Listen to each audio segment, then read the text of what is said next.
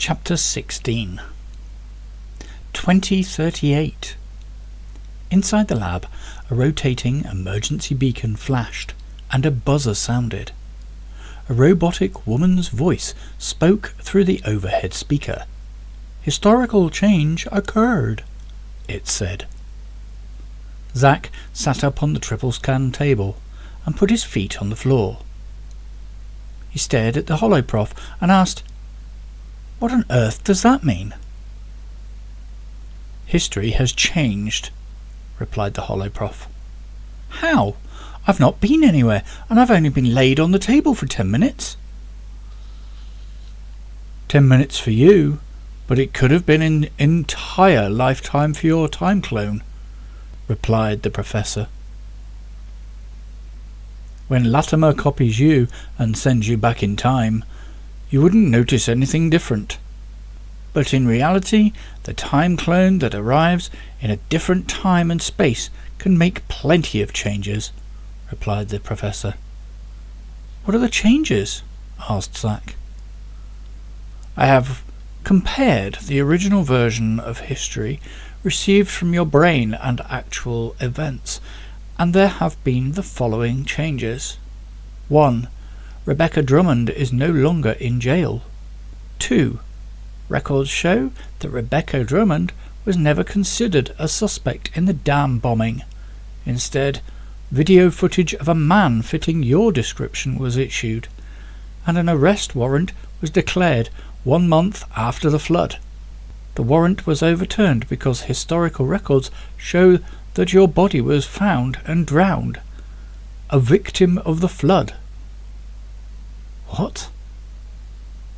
I died?" The rectangle showed a news broadcast with video footage of Zack on the gantry handling the bomb. The footage was blurry, and the wanted poster and description sounded nothing like him. "That's ridiculous. I tried to stop that thing going off, and they think I planted it," asked Zack in utter disbelief. "I have completed the data, and that photo fit looks nothing like you." "Does it say what happened to my dad?" asked Zack.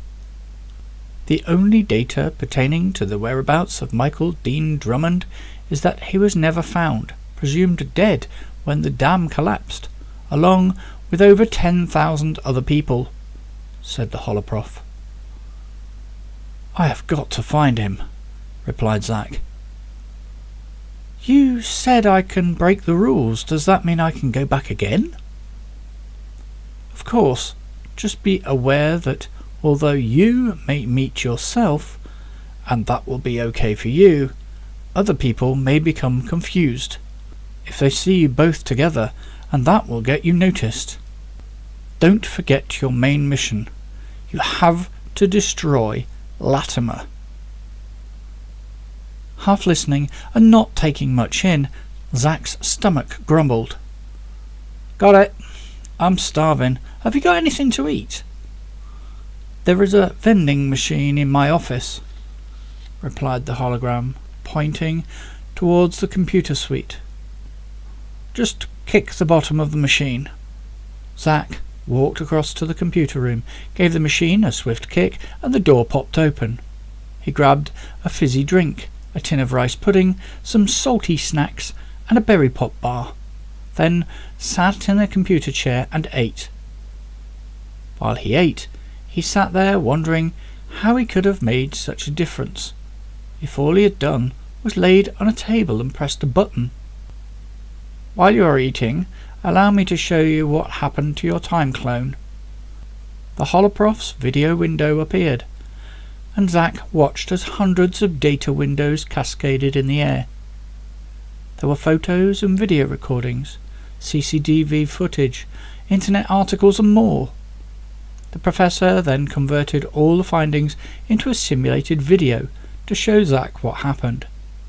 Zack watched with enthusiasm, taking it all in as he scoffed the salty snacks. Approximately 1.5 hours went by and the video ended. Zack's eyes were getting very heavy, and he was yawning just to keep himself awake. "My sensors show you are tired," said the Professor. "There are some blankets in the specimen room in a trunk. Please help yourself to one." Zack grabbed a blanket, went into the computer suite, and adjusted the office chair to a laid-down position. "Is there any heating in here?" "Of course, and I can lower the lights if you'd like." The lights lowered, and Zack soon fell to sleep.